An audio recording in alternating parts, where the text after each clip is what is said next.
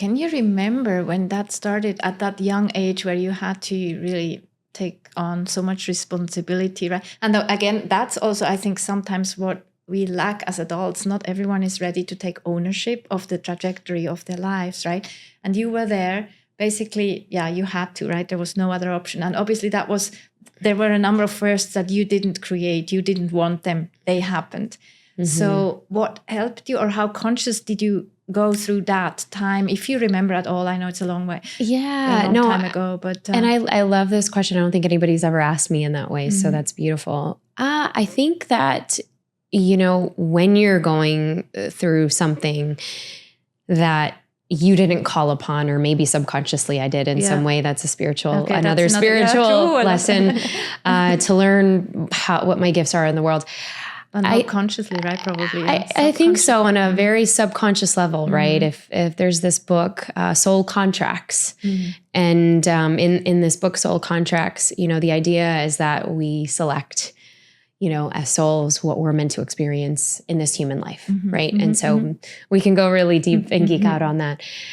But I think that, as a young person, if I had chai, we could definitely do that. I would love that conversation. Yeah. But I think that, when you're going through something that you definitely didn't choose consciously, I think it definitely prepares you in terms of your character. And I see this now when I work with parents, and just having now my own 2 kids, of, we have to give them that sort of challenge, whether it's a controlled challenge, right? God forbid, I would never want anything what I've been through to kind of bestow upon my kids.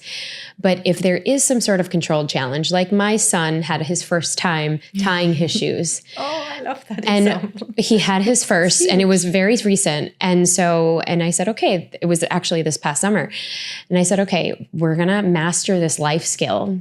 We could buy you shoes that don't have laces, mm-hmm. but how are you ever going to learn this? And he was so upset. He was frustrated. He would throw his shoe, against the wall. But think about it. We don't remember all of the firsts that we've had. We had to go through some struggle, right? Yeah. And I think as parents, or somebody who, even for myself, I'm like, I can't see him struggle. I don't want him to struggle. I'm going to do this. I'm going to do it for him. I think for me, when I was a young girl, there were so many people around me that were there to support that fall. Mm-hmm. And that fall that I had of, obviously, the heart-wrenching loss that I had to go through, which I think prepared me so much. I had so much love. I had so many aunties, uncles, mom figures, bonus mom figures that really supported. And so when I was able to have the resilience, and there were a lot of things that I, didn't really have support on, that I had to figure out, like, how to pay medical bills and getting jobs to support my family. Those were things that were very new. And I think that really built my character. Entering my 20s, I think I was so keen on wanting to go on this very first trip to Europe by myself. And I write this in my book, mm-hmm. That Suck Now What? And it was the very first time, because this was a year after my dad had passed away. And I said, there's no more. I can't see any more death, more loss. Like, this is so much. And I couldn't go to the college of my dreams. I went to a different college that was very close to being close to my younger brother, who I was a caretaker of. But my grandmother and my aunts, they were kind of around me. They were like my matriarchs, and they said, no, you can't go, because they're conservative. My aunt was from India. My grandmother was from the Philippines, and they were kind of, my advisors in many ways. And I said, no, I definitely have to go. And it was just a calling, mm-hmm. This mm-hmm. feeling, this urge that you're like, I see this poster, in the bathroom of my university. And I'm like, okay, I have to get one of those. At that point in time, they had these like flyers with a mm-hmm, piece of paper where you just take a little, okay, you had that too. Great. So we grew up in the same era. It wasn't a QR code back then, guys. And you didn't have a phone to I didn't have a phone to even take it. So I just, took the little piece of paper. And then I said, okay, I'm going to this. We have another chapter in Rome and I'm going to study abroad for the summer. It was a declaration that I made.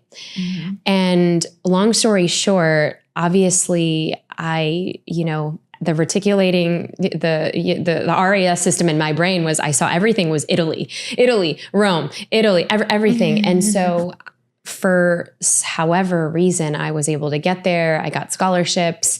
I was able to convince my family, yes. And that summer completely would change my life for the rest of my life. Even today, there's a special place in Rome that's for me. It was the first time that I had freedom. It was the first time I didn't have to, and I, write about this all in my book, about many times we can't logically explain this feeling. But if we look into our heart, and there's a lot of science around heart coherence now, and there's the Heart Math Institute that talks about this.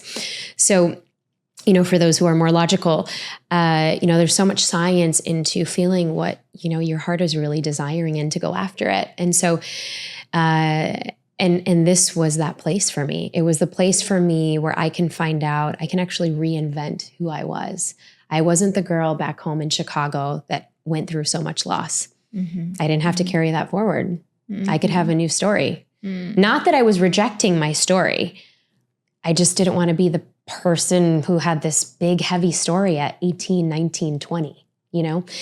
And so I think entering that, it was just like I had my wings. And I'm like, okay, I don't have to start with that. When everyone says, oh, let's introduce ourselves. Where are you from? This is a question I used to cringe as a teenager. I'm like, oh no, I don't want to share that.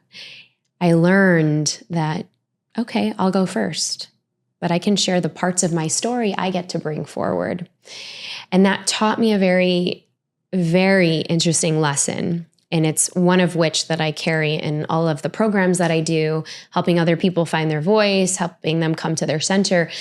But it's the story of, you get to, and I took Italian philosophy that summer. So I learned a lot about Italian Stoicism. And while I love the Stoics, I've rebranded that a little bit now because I think we need to experience the duality of all of our emotions. The Stoics believe that we keep the emotions aside and we don't experience them.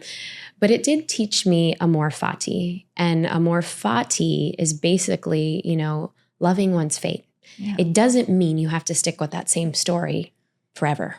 Right? So if you are afraid, or you're an introvert, or you're afraid of planes, let's just say, or you're afraid of, I don't like to meet new people. I don't know. I would challenge yourself on that. You sure? Because you get to change your story even today, even after watching this episode. Exactly.